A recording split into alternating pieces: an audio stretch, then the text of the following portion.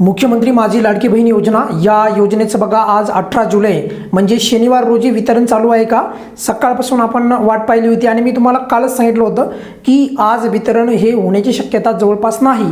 आणि त्याचप्रमाणे अगदी सुरुवातीला सांगतोय तुम्हाला मी की आजचे जे वितरण आहे म्हणजे 24 जूनच्या हप्त्याचं जे वितरण आहे तर आज पूर्णपणे थांबलेलं आहे का? म्हणजे आज 18 जुलै रोजी, आज 18 जुलै तारीख आहे बघा, म्हणजे आज आहे शनिवार आणि मी तुम्हाला हे 15 तारखेला सांगितलं होतं की या वेळेचं वितरण हे फार कमी दिवस चालेल आणि त्याप्रमाणेच घडले बघा.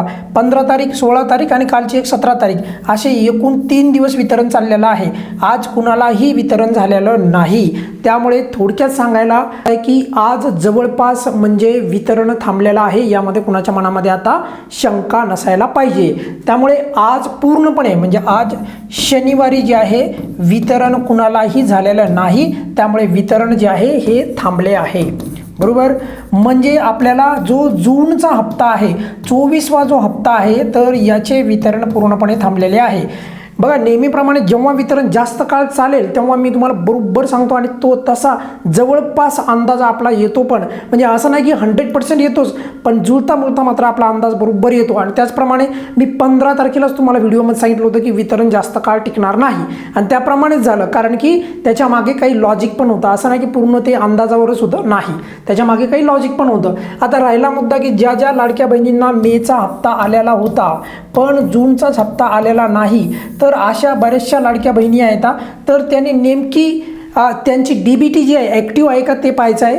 आणि नंबर 2, जर त्यांची DBT ॲक्टिव्ह असेल तर तुमच्या कुटुंबात एखाद्या सदस्याने ITR भरला होता का? म्हणजे गरजेचं नाही ते यावेळेसच भरला असेल, मागच्या 4-5 वर्षापूर्वी पण भरला होता का ते पण एकदा कुटुंबातल्या एखाद्या सदस्याने भरला असेल तर त्यांना विचारा.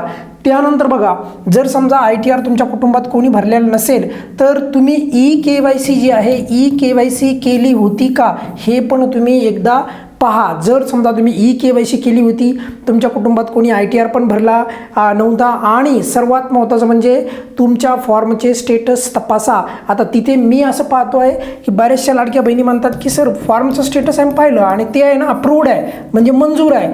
पण मंजूर असून चालत नाही. तिथे फॉर्मच्या स्टेटसमध्येच रिमार्क्स असतं बघा, रिमार्क्स नाव लिहिलेलं असतं, रिमार्क्स. आता हे रिमार्क्सलाच मराठीमध्ये म्हणतो आपण शेरा. पण शेरा म्हणजे तिथे जे नमूद केलेलं असतं की जरी तुमचा फॉर्म मंजूर असला तरी प्रोव्हिजनली रिजेक्ट असतो. मग कोणत्या कारणामुळे रिजेक्ट असतो तर जास्तीत जास्त फॉर्म हे डॉक्युमेंट्समुळे रिजेक्ट होत आहेत बघा. आणि ज्यांचे फॉर्म मी आत्ताच सांगतो तुम्हाला, ज्यांचे फॉर्म जे आहेत हे डॉक्युमेंट्समुळे रिजेक्ट होत आहेत आणि त्यांनी एकेकाळी योग्य डॉक्युमेंट्स भरले होते किंवा काही कारणानिमित्त जर तुम्ही पात्र असताल आणि डॉक्युमेंट्समुळे जर तुमचे फॉर्म रिजेक्ट झाले असतील तर कोणी चिंता करू नका, तुम्हाला काही महिने पुढचे मिळणार नाहीत. पण मात्र तुमचा लाभ हा फेर तपासणीमध्ये हे चालू होईल. मी हे आत्ताच सांगतोय तुम्हाला. बघा हे खरं होतं का नाही पुढे. पण ज्यांचा डॉक्युमेंट्स अभावी लाभ थांबलेला आहे, कारण 2च कारणामुळे आता सध्या लाभ थांबतात, एक तर ITR आणि दुसरं तर डॉक्युमेंट्स. तर ITR वाल्यांना चालू वर्षाचा ITR गृहीत धरावा अशी आपण म्हणणार आहोत, ती आपण तो मुद्दा लावून ठेवणार आहोत.